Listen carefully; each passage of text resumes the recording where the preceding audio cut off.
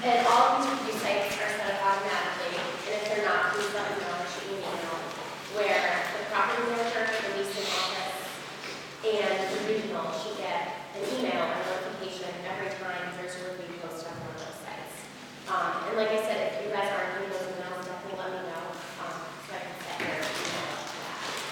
Now, once you get the review, if it's a negative review, within 3 business days, it's important, I'm sorry, not business days, business hours, it's important to figure out between those 3 people, property management, leasing office, who is going to respond. And whoever is responding should write a draft to the reviewer, to the post. Now, it's important when you're writing this draft, I'm sure you know, to be calm, to not react to things that's really annoying when you get close to home. You kind of want to have that mentality that customers always right, even if they're not, type of thing. Just because, I mean, they're not going to react well to posting something like that. So stay calm, probably one of the most important things, and go ahead and deal with that and be professional when you're responding, which means calm, be nice, that kind of thing. And be brief. You don't want to have a really long response because you yourself probably don't want to be reading really long reviews or no one really wants to waste their time. So just say what you need to say, a really short, brief response. Thank the reviewer for their time, and don't be defensive. Go ahead and read it and be nice. And try to personalize it in any way you can. I think the most important thing is to take it off the computer, take it off the website. So give your contact information, say, I really appreciate you taking the time to, tell me how you feel, if you'd like, reach me by email, phone, so. So that way you can get offline and off your reputation.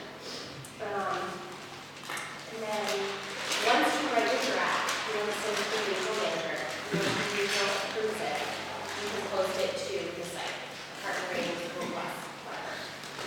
Now, if the review is positive, you definitely want to respond to half of the responses because it's nice when people take the time to write a positive review, because usually they just write negative reviews. So try to respond to about 50% of the positive reviews. And then when you're responding for the 1 business day. And make sure you thank the person for responding, and don't, I know we're so great at all these other things. I know we're doing this right too. Give credit where credit's due, and let them know, again, how grateful you are that they took the time out of their busy schedule to thank you. And then just to sum it up, keep your cool. Don't blame them for things that they do. Don't get them upset. Be nice. Keep that mentality that they're always right, even if they're not. And just try to be brave and take it offline. We've been managing this, and we actually set up an Excel spreadsheet, and I'm taking it over in January. So twice every month, I'm going to go through each of these sites and just make sure, keep our ratings tab and everything like that. So we have an idea of where we stand reputation-wise. Can use it to bring up that spreadsheet just so I can show you what it's like. Kind of to see, but you can see the 1st and 15th of every month, so we check the sites, check the websites, and see what our ratings are, what our scores are, what the percentages are, and share all the reviews we're responding to, things like that. And really, one of the reasons why this is so important is this is where, as people gather information about apartment communities, or about anything in life, it really is, I find it really surprising that people are, in some ways I like to say, they're putting all this value on some guy in his basement in a t-shirt typing it to the website. I mean, to me, it's amazing, but I find myself doing it. Like I go onto Yelp and looking for a restaurant. Recently, my family and I were driving up to Michigan. I go on Yelp and I went to this Italian restaurant based on this review on Yelp. I had no idea who this person was, but the world, the world's always changing. It really is changing to this point where people are going to apartment ratings, looking at our reputation. And I think most people can filter out the really bad ones, the really good ones. But sometimes they're just looking for real, and that's something like Angelica was talking about, is, calm down. When we respond, everyone has a bad day, everyone has something bad that happens. real people, and how, you know, in a lot of ways, we work for a very professional, a company that's trying to do the right thing, and so let's put that up front. Let's not be afraid of it. We're going to make mistakes, we're going to have bad things happen, but I think the secret is going to be how we respond to that, and that's why I think it's really neat that Kenny and Angelica have been working on this for a while, and we're just seeing our scores kind of slowly go up. And we're going to have a bad day, something's going to happen to go down. And that's when we can't stick our head in the sand, hope it goes away. We have to figure out how we're going to respond to it like real people, so when someone reads that review, they can say, okay, yeah, that guy was crazy, or, you know what, maybe there are some things about our property that we can't overcome. You know, if someone really wants to be on the tee, and they're not Queen Anne's isn't the right place for them. So if someone complains about not being on the tee at Queen Anne's, we can say, yeah, you're right, we're not on the tee. But we have a bus, and we have parking. So maybe we're not good for that 1% of the population that wants the tee, but we're good for the other 99% of the people that want a nice place to live, community parking, you know, has public transportation right out front, blah, blah, blah. So that's how we have to just, you know, sometimes if someone says, you know, I hate the fact that you guys don't have 5 bedrooms, we have to be real. You're right, we don't. How was the restaurant? I was thinking the same. Did it work? You need this piece? We went to Yelp. We looked at a restaurant. Actually, it really did, to be honest with you. The review was good, it was accurate, but we were looking for more like a family kind of, just family restaurant. The food was good, but it was almost too good, to be honest with you. My kids were just like, I really just had like a bowl of pizza. I mean, a bowl of pasta or a pizza, and they would have been happy.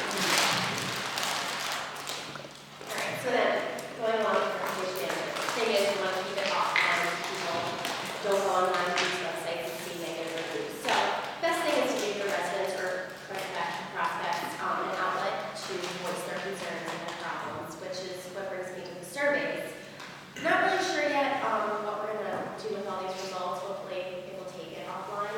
So we have the service request surveys, which we've been recording every month in a graph. So we do that monthly. I think it's been pretty good. I think we've got some good feedback with that. I just want to make sure that, I know you're all having your reviews, but that the maintenance staff, after they finish the job, they put this on the door, because some residents, I'm sure, don't have email, so they won't immediately get that service request email, go and respond and take the survey. And then along with that, our prospective and moving surveys, we've hit some bumps along the road with that one, but I think with Kennedy's help, we fine-tuned it, and I think it's going to be really beneficial. So what I'm going to do starting in January is take our movements and our prospects for the past 3 months and send survey email asking them to answer these questions and give them a month to respond, and then months later I'm going to record those results and see what we come up with. Not really sure where that's going to take us, but I think it could be beneficial. So we're going to test it out for a few months and see where that goes. So, and what's neat is, you know, same to the reputation management, as we look through some of the movement surveys that she sent out, I mean, once again, you can kind of, there is a trend there, and sometimes the trend is good or bad. It's not, you know, we're not going to really take maybe just any particular one survey as like, this is the most important survey, but in general, you do start to see, wow, you know, we're having a problem with explaining the movement policy, or we're having a problem with explaining the parking policy. As you see multiple people saying the same thing, and it's really back to the whole, sorry. No, you're right. Yeah, it lets us see a trend over time, so we can target what is wrong as well, which I think is going to be helpful, and it will stop our negative reviews online, and so we won't have to manage any negative reviews. So Now, has this already started, the moving service? it has for a couple of properties, but not fully. So I'm starting in January, so I can do October, November, December, all our movements and our prospects, and just send it to them. Now, the properties that are already started, when do those results come out, or are you just gonna wait until January and do it all at once? I'm just going to do it all in January. Yeah. You know, we're talking about all this, getting new clients and all this stuff. Sometimes client retention is important too. And we need maintenance people to kind of know what's going on from our perspective, and management people, you know, sometimes do not pick on anybody, but. No, absolutely, that's the whole piece. And I don't think they value this like we do. I think that's how we, as we start to see move-out surveys, we're gonna start to kind of chip away at all the different pieces. But I agree. Our satisfaction results came in, and our maintenance is one of the only things that went up consistently with all properties, our maintenance scores. So they're doing a pretty good job. So that's good. It's neat. Yeah. All right, am I up? Thanks, on to the next one. So just to kind of wrap up things, one of the things that I'm very, very excited about with CJ Connects is really just a chance for us to put some stuff down in writing, to really come up with, I really see it as best practices. It's really, what I'm excited about CJ Connects is really trying to put something down in writing, and then testing it out, someone going through it, and then, you know, maybe 3 months later, someone bring up the idea about having pictures, you know, and we can look at improving upon the best practices. Because you guys all do so many great things all day long, but I think a lot of times you really do get stuck in your own little site, in your own little silo, and you're doing your little job, big job, you know, and you're doing that part of it. But as you start to see what Janet does, or what Tracy does, or what you really can say, oh wow, that's kind of a neat way they do that. It's a neat way they do the follow-up. We can keep learning from each other, and by putting it down in writing and following this, I really am hoping that, just like Justin did today, did the follow-ups, that next meeting, someone else will say, you know what, I really want to do something about renewals. And then someone can go through, we can come up with a renewal policy, put it down in writing, and that way if we start to follow it, we can say, you know what, it doesn't work when I stand outside the guy's door and pound on it at midnight and ask for the renewal. To take it to the extreme, really what I'm trying to figure out is what works, so that we can all just kind of learn from each other and share it, and then just keep getting better and better and better. And that's what I'm really excited about, is by putting it down in writing, we can tweak it, and fix it, and improve it. And the whole goal of this is to really start to share it and really, you know, some stuff won't work for Keystone or Savin Hill, but there's lots of stuff that you guys are doing in Keystone and Savin Hill that would really help Queen Anne's, or really help PowerPoint. So or stuff you guys do at King's Lynn, that's going to help Queen Anne's. And it's not all going to work, and I think the hardest thing historically has always been that we are so different. All the sites are so different. I mean, Harbor Point's its own little animal, Queen Anne's, Ramblewood, Holbrook. I mean, Tracy has two very, very different properties that she oversees. You know, one's kind of a market, suburbia property, and then one's a elderly Section 8 project-based property. Very, very different. But one of the things I like to say, that we're all, even though we're very different, and someone's an apple, and someone's an orange, and someone's a banana, we're all still fruit. I mean, there's still a lot of stuff that we have to do the same. And we can learn from each other, and by putting it down to CJ Connects, we can start to come up with procedures. And then there's the exception. Oh yeah, by the way, you do this at Kingsley, you do this at Harbor Point. Ultimately, it's really up to the owners and, through the regionals to decide what we're going to do different. Because we have to do things differently. We can't treat Holbrook like we treat Peninsula. But ultimately, there's a lot of stuff that we can treat the same. So really what I'm hoping to do is, through CJ Connects, have if you guys want, pick out a procedure. If something is interesting, you can pick it out. If there's not a procedure, let's talk about creating one to share what works for you guys. Because something that you're doing, you might be doing it 90% the best way possible, but there's another 10% you can learn from King's Lynn, you can learn from Harbor Point. So that's why I'm really excited about CJ Connects. I really want to put it there, put it down, figure out what's working with us, what's not working. And this is for this isn't for King's Lynn, but last time we had a meeting, we talked about, I kind of had a couple different questions. We talked about moving money, whether or not we should do renter's insurance, and then what should be guaranteed funds. Essentially, we've decided not to mandate renter's insurance at this time. At my sites, I do think we have to strongly encourage people to do it. I think that ultimately it probably will go down the road where we will start to mandate it, but we're not going to mandate renter's insurance now. For guaranteed money, I'm working with Kennedy now to do a kind of a new procedure that will include move-in money. But essentially what the route we're going to go down is that guaranteed money is, you have to have kind of a money order or cashier's check for the security deposit and the last month's rent. Not for first. not the first month's rent. You know, we have to find that balance between being, you know, what I want to do is, this is one of the things where everyone was doing something different.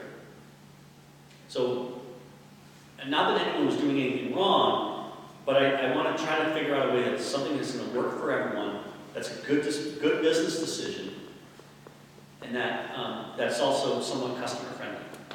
So rather than, and one of the things, a lot of the people that were doing personal checks for first month's rent, very few of those checks were ever bouncing. So are we going to inconvenience I don't know, let's say we have 1,500 apartments turn over a year.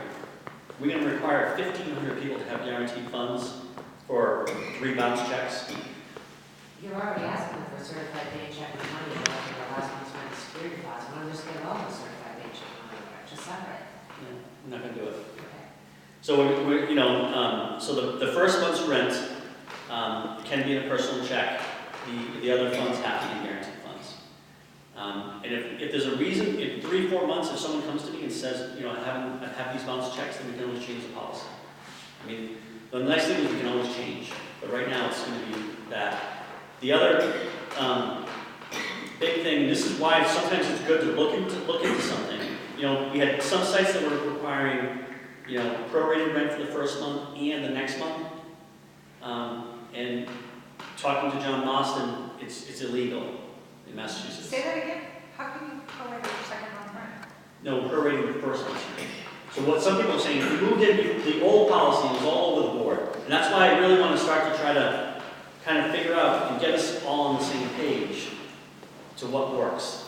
And if it's not working, then I want to change it. But some sites are charging, if you move it before the 15th of the month, you have to pay the prorated amount for the first month.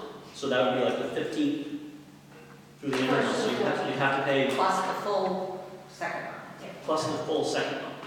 So you were required to pay a month and a half of rent plus a security deposit, maybe last month's rent, depending on whether or not, right? So Massachusetts law is very, very, very clear. You're legally only allowed to charge first month's rent 1 month, not first month. up to 1 month's rent. It says first month's rent up to 1 month's rent. So you're allowed to charge your first month's rent up to a full month's rent. Security deposit equal to no more than 1 month's rent, and last month's rent, and a lock and change key fee. So by charging a month and a half,